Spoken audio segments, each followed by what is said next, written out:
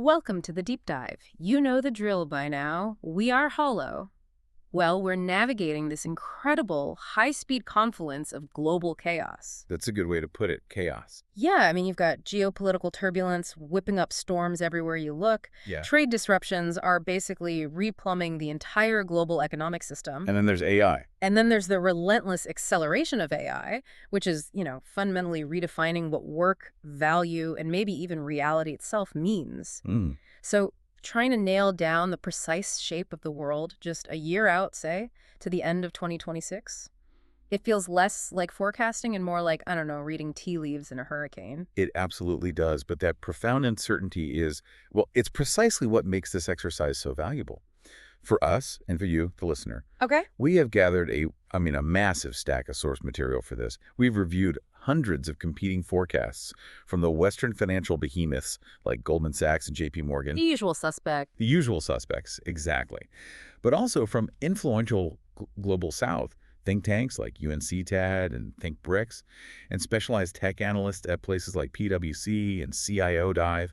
And the mission here isn't just to summarize everything, right? No, absolutely not. Our mission isn't to pick a single winner among all these prognostications. We're just, give you the consensus view. Right. We don't want the consensus view because that's usually where the big surprises don't happen. We're here to find the hidden currents.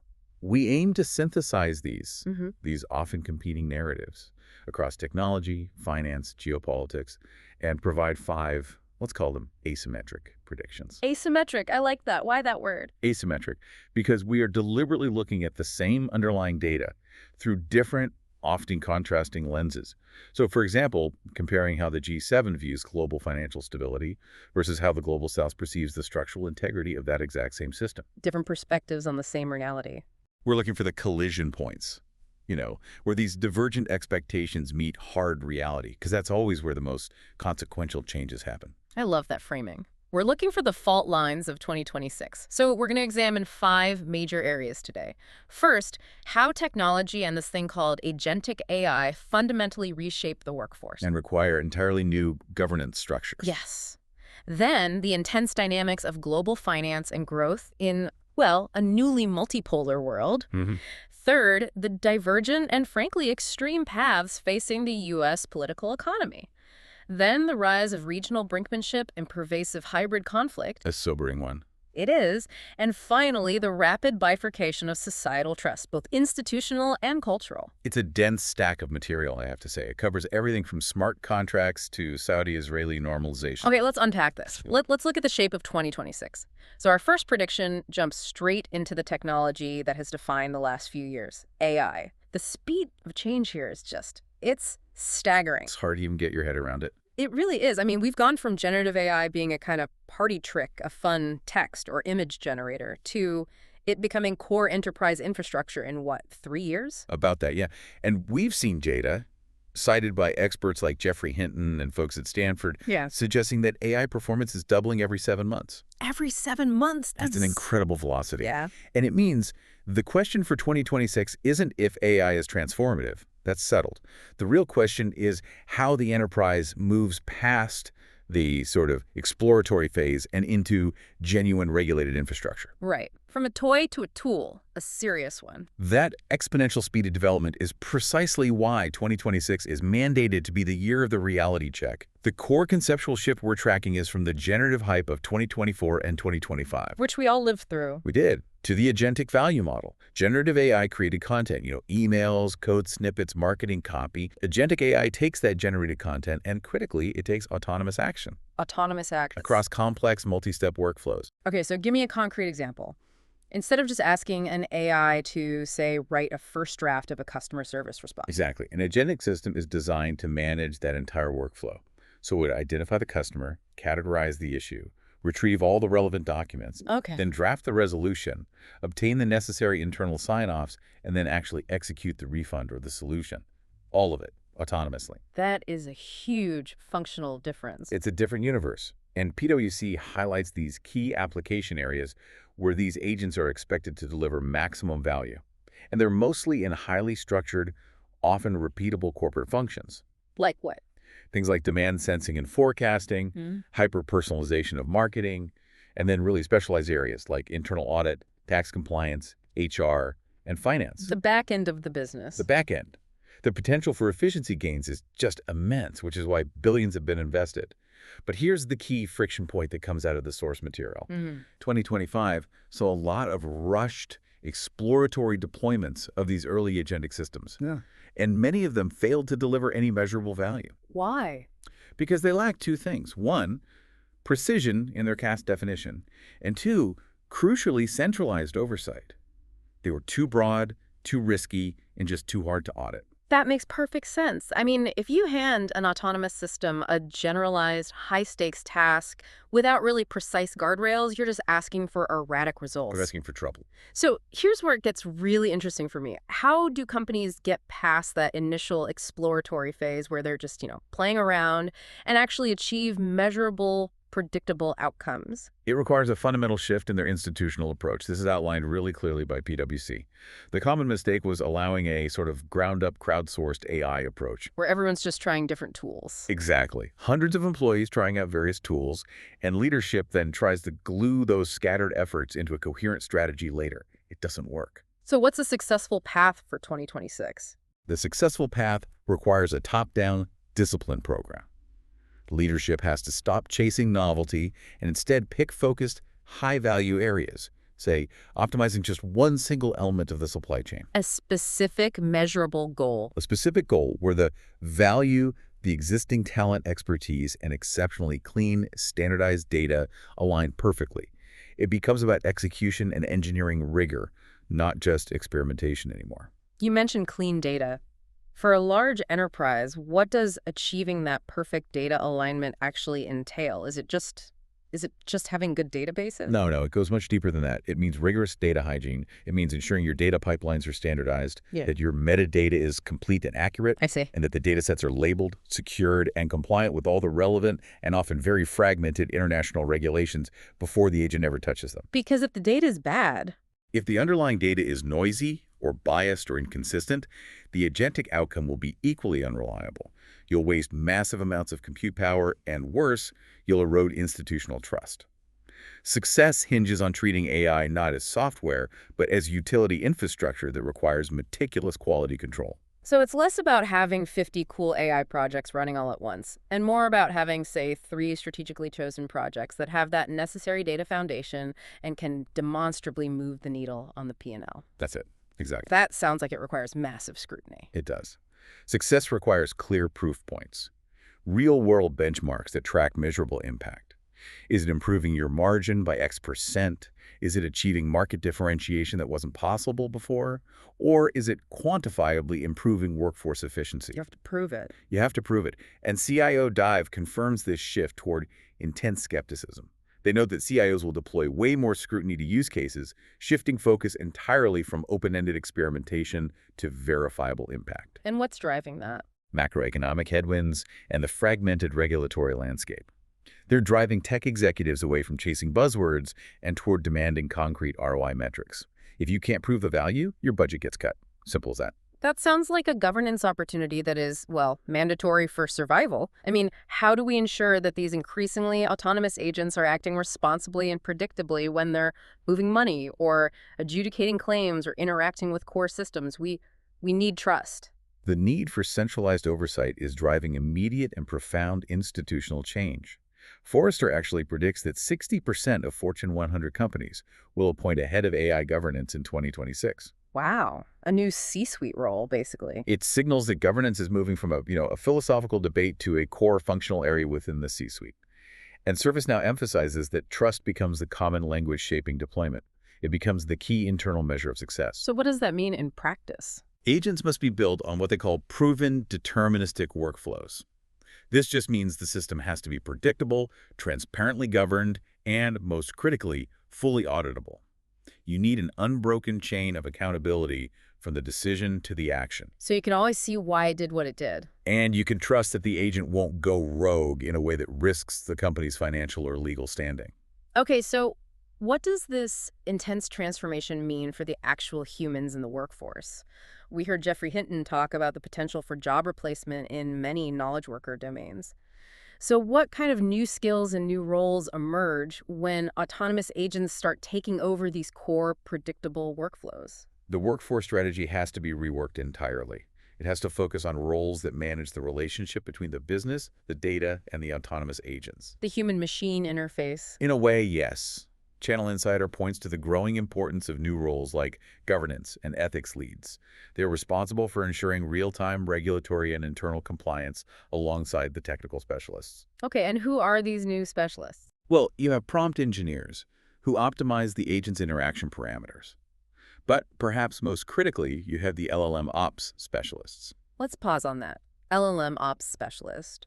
What specifically does that person do on a day-to-day basis in 2026? Think of them as the air traffic controllers for the deployed models. Their job is managing model deployment, monitoring for what's called model drift. Which is when the AI's performance degrades over time. Exactly, because it's encountering new data inputs. So they watch for that, they ensure data consistency across multiple enterprise AI applications, and crucially, they maintain the security and efficiency of the underlying infrastructure. They are the frontline workers responsible for the reliable, auditable performance of the agentic AI utility. So it's a huge shift. This shift isn't just about adapting technology. It's about building institutional resilience and trust around these new autonomous systems. Because, look, if the humans who manage the business don't trust the agents will be relegated to low-value tasks, and that massive investment will just stall out. So prediction 1. Agentic AI goes from a cool idea to measurable value, but only, and this is a big only, for the companies disciplined enough to install rigorous top-down governance, clear ROI metrics, and entirely new C-suite and technical leadership roles dedicated to managing that essential trust issue. Right. It's the year AI matures from a feature into a regulated utility. Okay, so moving from the microscopic world of enterprise AI to the macroeconomic stage, prediction 2 centers on what ThinkBricks calls the Great Divergence. And we have to start with the headline numbers for 2026 because they're stark. They fundamentally challenge the post-Cold War financial order. The sheer difference in growth forecasts for 2026 is structurally impossible to ignore. You have the BRICS nations, and that's the original members, plus the new additions like Saudi Arabia and the UAE. They're forecast to grow at 3.7%. And the G7. The G7 economies are projected to manage just 1.1% growth. Wow. But as you noted, the key isn't merely the number itself. It's the radically competing narratives that global institutions are using to explain that divergence. Let's unpack those competing narratives in detail then. Let's start with the perspective coming from the developing world. Okay, so we have the Global South reading, which is often championed by organizations like UNCTAD and major economists in India. And they argue this isn't just a temporary growth gap. They see it as quantifiable proof of a deep structural power imbalance.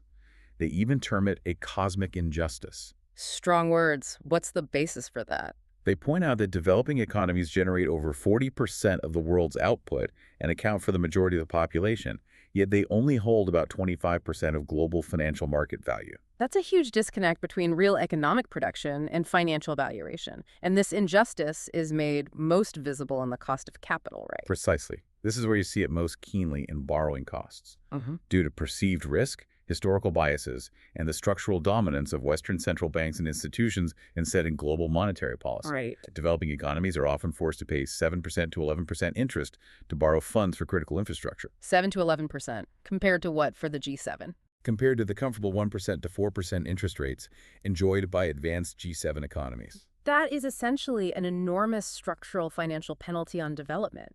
It's extracting value and slowing critical social investments. That's exactly how they see it.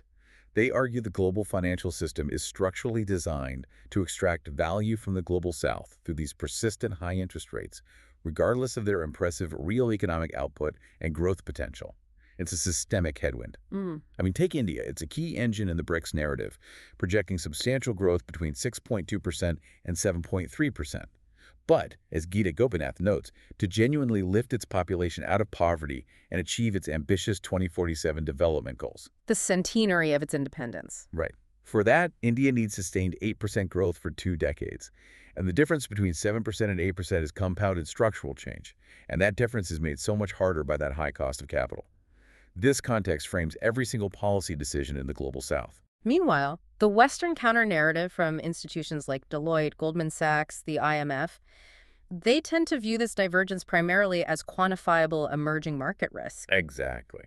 So they focus intensely on the systemic headwinds in the developing world, like Russia's reserve depletion, Brazil's fiscal challenges, and especially China's ongoing property crisis, as evidence of instability that justifies that risk premium. It's the same global economy, but the constellations are interpreted completely differently depending on whether you're looking from New York or New Delhi. Right. Now let's talk about China, because China is the paradox at the heart of this collision. Goldman Sachs actually revised China's 2026 forecast upward to 4.8%. Upward, despite everything we hear about their economy. Upward, citing strong export growth and its sustained global manufacturing share gains. So the question is, how can a country simultaneously face a massive property crisis and still drive global growth? That is the dragon's paradox. China is simultaneously a source of systemic weakness and an architect of future global power. And that's exactly what the analysis shows. On one hand, they are managing acute, present economic pain dealing with the property crisis, subdued domestic demand. Chatham House notes the need for policies like anti-involution. What's that? It's basically consolidating overcapacity sectors, like solar panels and electric vehicles, to prevent damaging internal competition.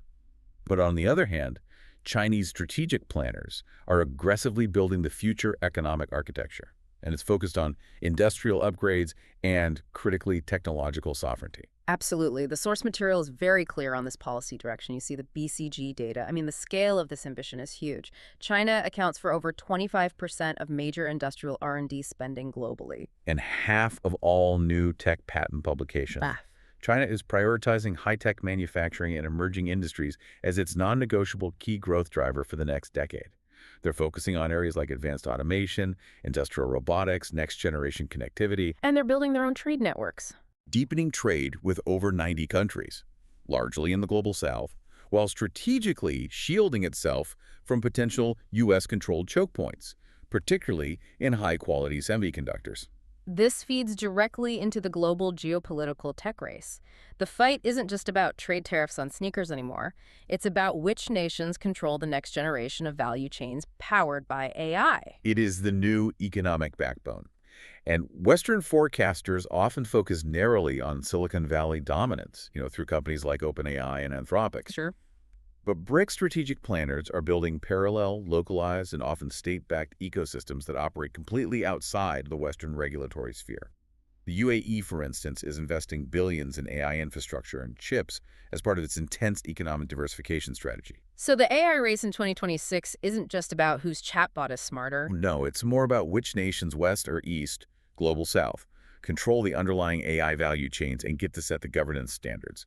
That's a critical point emphasized by JP Morgan and Stanford analysts. Okay, so for investors trying to navigate this massive, multipolar financial collision, the U.S. market has been spectacularly successful. But JP Morgan notes that mega-cap growth equities look very, very expensive right now. That creates significant market concentration distortions. So how do investors diversify against this high uncertainty? Diversification is the single most important watchword, according to both JP Morgan and Alliance. Given the extremely high valuations and market concentration in U.S. tech giants, investors are advised to actively look beyond these names toward beneficiaries in other sectors that offer some AI-driven upside but have been relative laggards, specifically genomics and healthcare, which tend to be more insulated from direct geopolitical trade shocks. So we're spreading the risk geographically and sectorally. Where should people be looking internationally given this growth divergence? Precisely. Alliance stresses the need for a global view. They note the potential upside for fixed income in Europe and Asia, where inflation trends are more subdued than the sticky inflation forecast for the U.S. That offers better real returns. And furthermore, they propose a really compelling equity allocation framework, and it's focused on 3 distinct regions outside the concentrated U.S. market: Europe, China, and India. Let's elaborate on those 3. Why those regions specifically? Okay, so Europe offers a significant revaluation opportunity. It's driven by supportive monetary policy and some nascent fiscal expansion, particularly in green and defense spending. Their markets are less concentrated than the U.S. and offer better cyclicals. And India? India is the long-term growth engine. You've got favorable demographics, a rapidly expanding digital public infrastructure stack, and political stability. All that justifies a long-term growth premium. And China, despite the headlines. On China, despite the headlines, offers deep market potential and targeted, aggressive policy support for its high-tech industrial upgrades. That makes a tactical allocation compelling for those looking for divergence and non-correlation with U.S. markets. So the strategy acknowledges the complexity. This approach acknowledges the reality that 2026 demands a strategy that moves beyond a simplistic East versus West narrative. It recognizes the complex interdependencies and opportunities embedded within multipolarity. So, prediction 2. The multipolar world stops being just a geopolitical talking point and becomes a measurable economic reality, forcing investors to diversify away from expensive U.S. megacaps and forcing a confrontation with the starkly competing growth narratives of the BRICS versus the G7. If the global economy is diverging, the U.S. political economy is, well, it's diverging even more dramatically. This is a situation of such high uncertainty that we need to employ scenario thinking. A tool developed by Shell after the 1973 oil shock, right? Exactly. It helps manage complexity by preparing for multiple possibilities rather than trying to hit a single unlikely prediction. And that's the key distinction, isn't it? Scenario planning acknowledges that when uncertainty is profoundly high, you have to prepare for a fan of possible futures. So what are the key uncertainties for the U.S. in 2026? Breakwater strategy identifies two critical, interlinked uncertainties framing the U.S. political landscape for the fall of 2026. First, how does the macroeconomy perform under the administration's policy regime? And second, how do media and political influence institutions evolve? Meaning, are we relying on traditional organizations like the media and Congress, or are we seeing the rise of these new power networks? Exactly. Social media-driven influencers, decentralized tech, and so on. And the key insight here is this concept of fatter tails. The extremes of the probability distribution, the tails, are now much wider than they used to be. That's correct. Historically, most forecasts would cluster around a sort of mild middle ground. Now, Breakwater argues that both a massive 6% growth or a comparable economic shrinking are plausible. Which, a few months ago, would have felt like remote edge cases. Completely. The magnitude of potential change is just higher than consensus expectations. And this variance is driven by major macroeconomic tensions, creating these powerful countervailing forces. So what are those forces fighting each other inside the U.S. economy? Well, the tailwinds are, first, the enormous AI investment boom. That's helping data centers, electricity demand, chip manufacturing, a lot of adjacent industries. And second, the persistent wealth gains for upper-income households, which is driven by the strong stock market. That's from J.P. Morgan and Morgan Stanley. This wealth effect keeps consumption sticky. And the headwinds? The headwinds are the entrenched policies of economic nationalism. Specifically, the surge in tariff rates relative to anything we've seen in recent decades, and the big reversal in net immigration, which restricts crucial labor force growth that typically fuels U.S. economic expansion. These forces create enormous volatility. Okay, those forces are fighting each other, but what's the consensus baseline? The center of the target. The consensus baseline forecast is often called the 2024 economy. 2% growth, 0 recession, 2% inflation, and 4% unemployment by late 2026. Sounds pretty good. It sounds stable, but J.P. Morgan stresses that this outcome is highly fragile, and Lyons forecasts inflation to remain stubbornly sticky, averaging above 3% throughout the year. Why so high? Primarily due to the sustained cost effects of those tariffs on imported goods. That creates significant stagflationary risks that really complicate the Fed's decisions. I remember you mentioned a specific fiscal stimulus expected early next year. Can you elaborate on the mechanism there? Yes, there is a very specific temporary boost expected early in 2026. It's due to the passage of the OBVA tax cuts, the tax legislation from the previous administration. It included changes to withholding calculations. And those weren't implemented properly? They weren't implemented immediately across all payrolls. So too much money was withheld from people's paychecks throughout the year. This means a significant front-loaded boatload of income tax refunds is scheduled to hit bank accounts in the first few months of 2026. Which acts as an immediate fiscal stimulus. Exactly. It will lift consumer spending temporarily, and Allianz notes it's strategically timed ahead of the November 2026 midterms. Okay, let's pivot to the extreme scenarios laid out in the Breakwater analysis, since they illustrate the highest magnitude of risk and reward. We need to explore these in depth. Start with the scenario they call separate realities. Okay. Separate realities sits in the quadrant defined by new power plus stagflation. This is a deeply challenging world. In this scenario, you have a persistent, effective attack on traditional governing institutions, the Justice Department, regulatory agencies, the media, And this has economic consequences. Huge ones. It's coupled with reduced business confidence in the rule of law, and that ultimately undermines capitalism's core functions. It impairs long-term investment and planning. Companies pull back.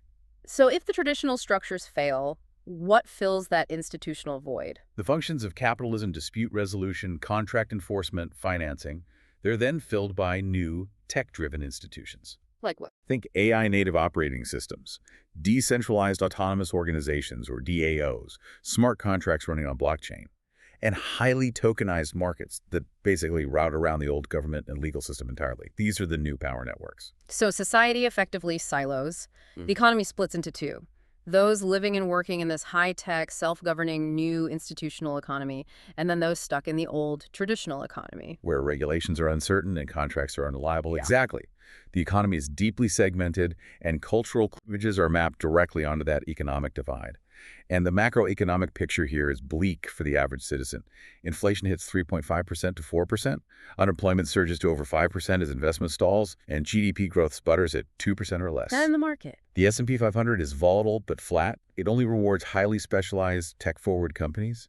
It's a messy, divided, confusing society where the common framework of law and finance is just dissolving. Okay, contrast that highly decentralized, messy world with the other extreme, the hard-boiled scenario. Hard-boiled is defined by traditional organizations plus accelerated growth. Here, the AMGA governing ideology successfully claims victory.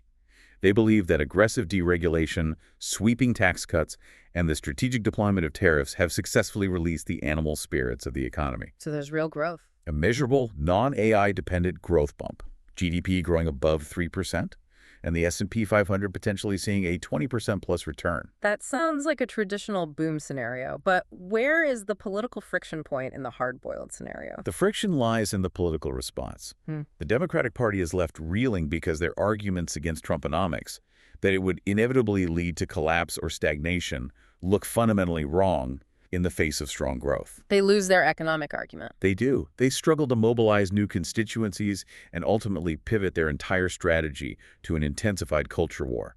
Their messaging shifts to economic growth is not enough when it only benefits the few, when it undermines core social values, when it is deployed as a tool of hate. This political swing to the far left on cultural issues actually narrows their aggregate appeal, making their path back to power even harder. The social temperature feels like muddling through. There are some aggregate economic improvements, but severe inequalities and political polarization persist. In both of these high-stakes scenarios, the sources suggest that a smaller, less activist federal government is a constant. So what is the implication for how power is wielded and how influence is bought? Well, in all four scenario possibilities that Breakwater analyzed, a structurally smaller federal government profoundly changes the conventional lobbying model. Fewer federal rules and regulations may reduce the long-term advantages of maintaining large offices in D.C. But in the short term. In the short to medium term, access to the executive branch becomes exponentially more critical for defining the new set of winners and losers, particularly regarding tariffs, federal contracting, and appointments to key regulatory bodies. So it's a shift from lobbying Congress for legislative change to courting the executive for administrative fiat. The core takeaway from this divergence is profound. Illiberal democracy or authoritarian capitalism are now structurally within the realm of possibility for the second half of the decade. Prediction 4 moves us firmly into the international security landscape, and it's a subject where there is, unfortunately, a broad global consensus on escalating conflict zones. Think BRICS noted that Global South and Western analysts largely agree on the darkness ahead, even if they sometimes disagree on the root causes. That's the asymmetry here, though. The Western security forecasts, like the ones from the Council on Foreign Relations, they focus intensely on great power competition. They list 6 high-priority contingencies involving direct conflict or intense proxy conflict with the U.S., China, or Russia. And they put numbers on it. They do. They cite a 50% plus probability on the intensification of the Russia-Ukraine war and potential U.S. strikes inside Venezuela, alongside the simmering high-stakes risk around the China-Taiwan crisis. But the Global South perspective sees a slightly different threat profile, right? Correct. The Global South perspectives shift the primary focus to regional rivalries, resource conflicts, and the resulting climate-driven instability. They emphasize widespread internal protest movements fueled by water crises and climate change across Latin America, and South Asia. So for these nations, internal stability and regional resource defense are often higher priorities. Much higher priorities than the great power struggle over, say, the South China Sea. Okay, let's focus on the war in Ukraine, which remains a decisive global factor in 2026. What's the most likely evolution there? Trends research indicates that a comprehensive peace settlement, one that involves full territorial negotiation and diplomatic resolution, remains structurally very far from reach. So no end in sight. The most optimistic but still fragile scenario is a weak agreement that ends the active kinetic fighting but leaves the territorial dispute unresolved. Basically a frozen conflict. And the more likely outcome? The far more likely outcome for 2026 is a nonlinear persistence. The war is projected to continue for years, evolving into a more complex hybrid conflict combining localized conventional military operations with persistent cyber attacks and sophisticated information warfare aimed at undermining domestic support in NATO countries. Okay, moving to the Middle East. JP Morgan notes this huge economic opportunity, particularly the massive Gulf spending on clean energy, AI infrastructure, and tech diversification coexisting with very high conflict risk.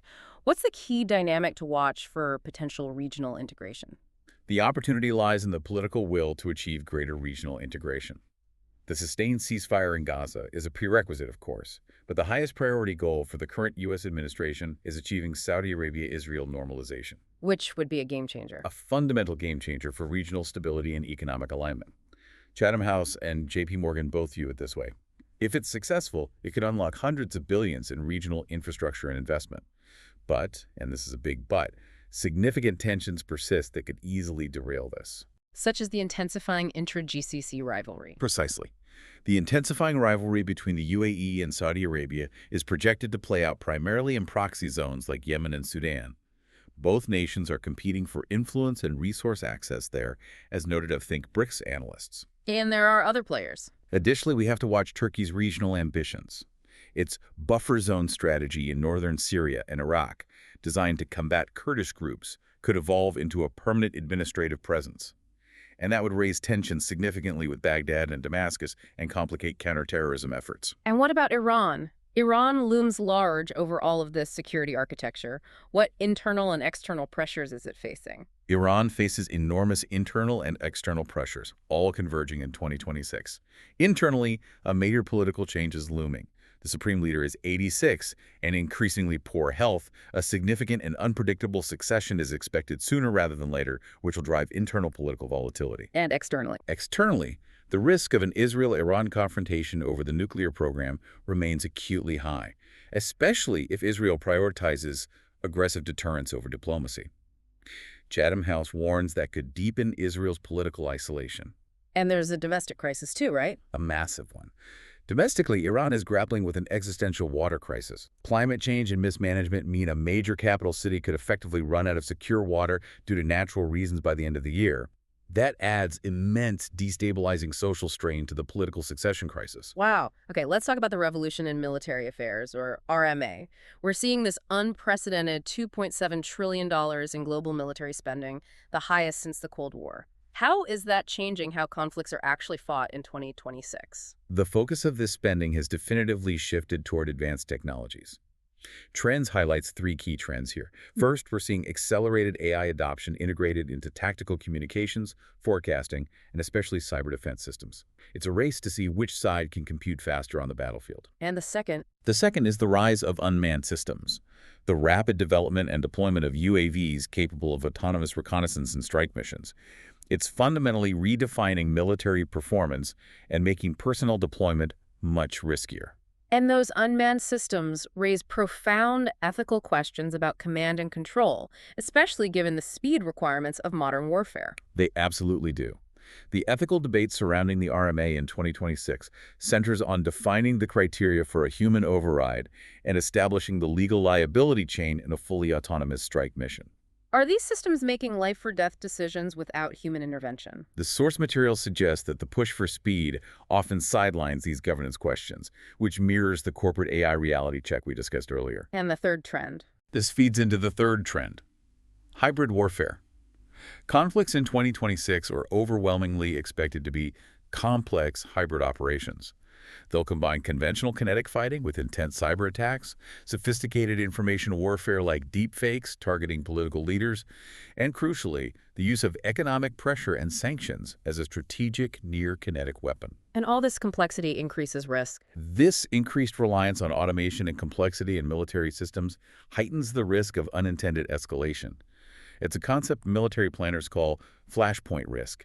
And on top of all that, policymakers must balance this heavy national security spending with social commitments like education and healthcare to avoid domestic instability and the very social crises that fuel these regional conflicts. Just quickly, what are the key geopolitical pressure points in Latin America and Asia we need to keep watching? In Latin America, the U.S. military presence around Venezuela continues, primarily focused on monitoring drug trade routes, though J.P. Morgan does not anticipate a regime change scenario. In Asia, the highest stakes risk remains a potential unintended China-Taiwan conflict.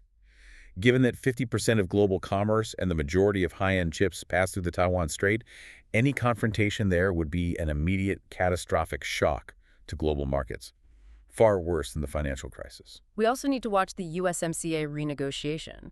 Yes, the U.S. focus on renegotiating the North American trade deal. That will dictate North American manufacturing strategy for the coming decade.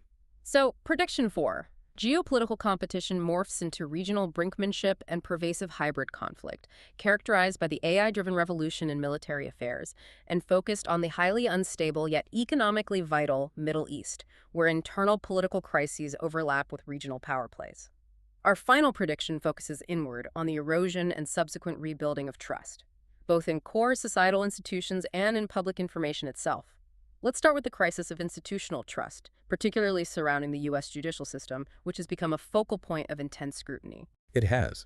UCLA constitutional scholar Joseph Fishkin points out that the Roberts Court is structurally the most conservative since the late 19th century.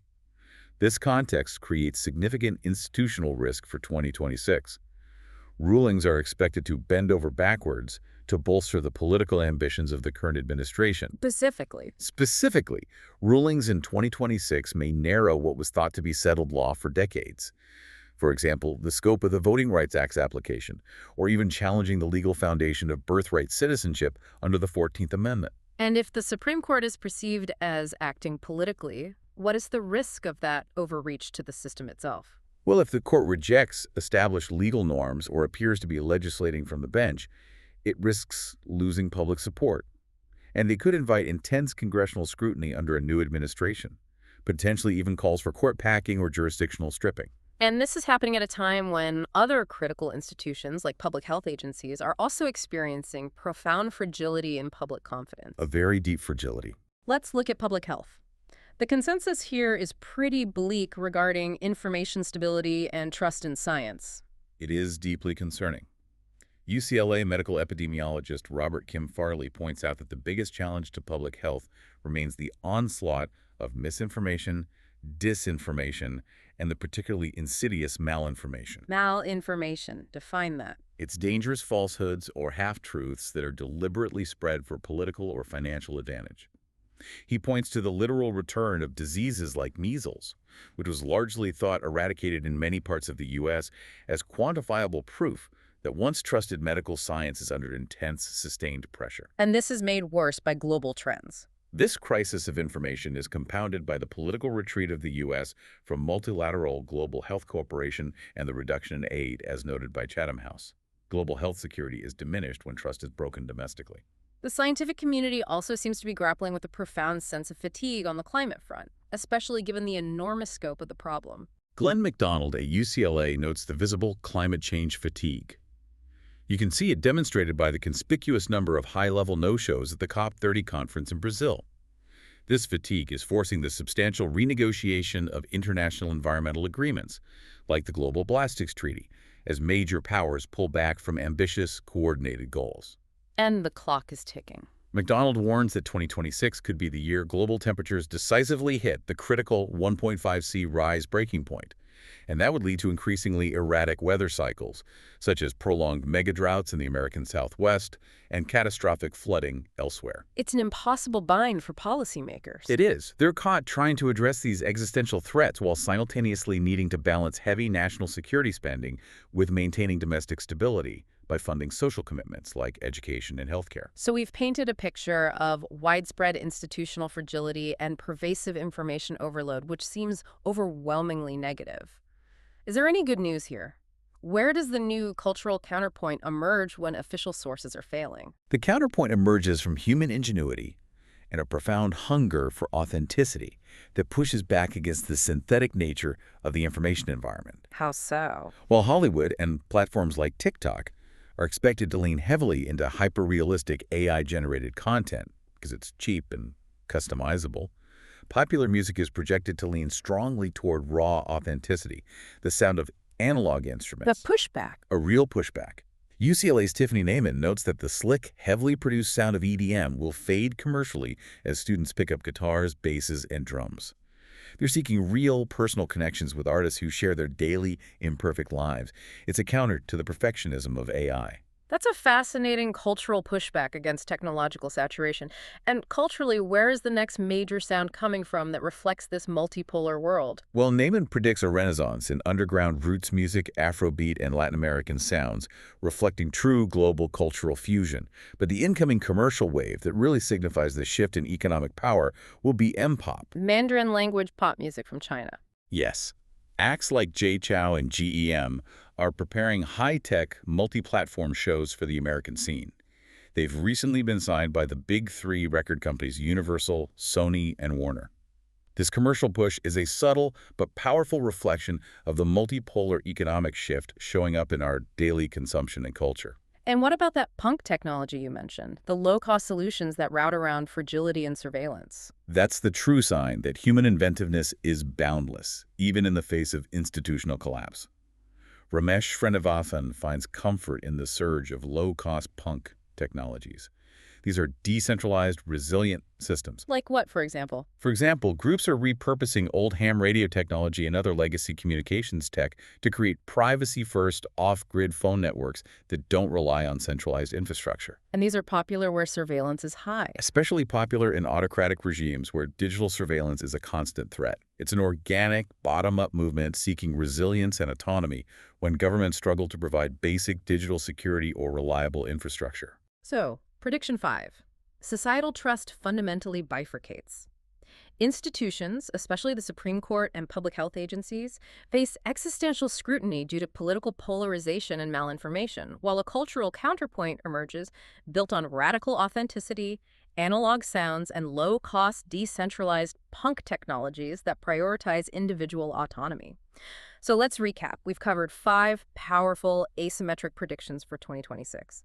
Agentic AI moves into the enterprise reality check, forcing massive governance overhauls. The BRICS G7 economic collision creates a global growth divergence that challenges Western financial hegemony. The U.S. faces extreme political economy scenarios due to countervailing domestic forces. Global conflict escalates into regional hybrid brinkmanship, defined by AI on the battlefield. And finally, trust fractures, forcing a cultural lean toward radical authenticity and resilience. What this deep dive into hundreds of data points confirms is that you don't get a clear, single consensus from the global body of forecasts. You get competing narratives about the exact same reality. Western analysts see global volatility and systemic risk.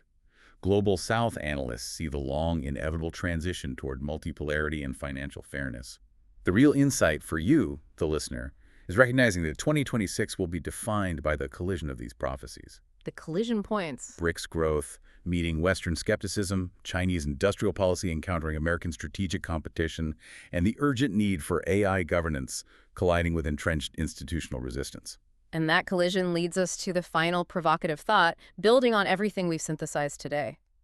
The cosmic experiment doesn't begin in the think tanks or research institutes, no matter how clever or complex their scenario matrices are. No. It begins in the streets, markets, factories, and farms, where 2026 will actually be lived by 7 billion people. The question remains, will this profound accelerated transformation we've detailed lead to a more balanced multipolar order where the Global South's economic weight finally matches its financial and political influence? Or will it be another decade where exciting growth projections and technological promises consistently outpace the painful, slow, structural change required for true global equity? Keep watching the stars because they're certainly aligned for transformation. Stay well informed. Thank you for joining the Deep Dive.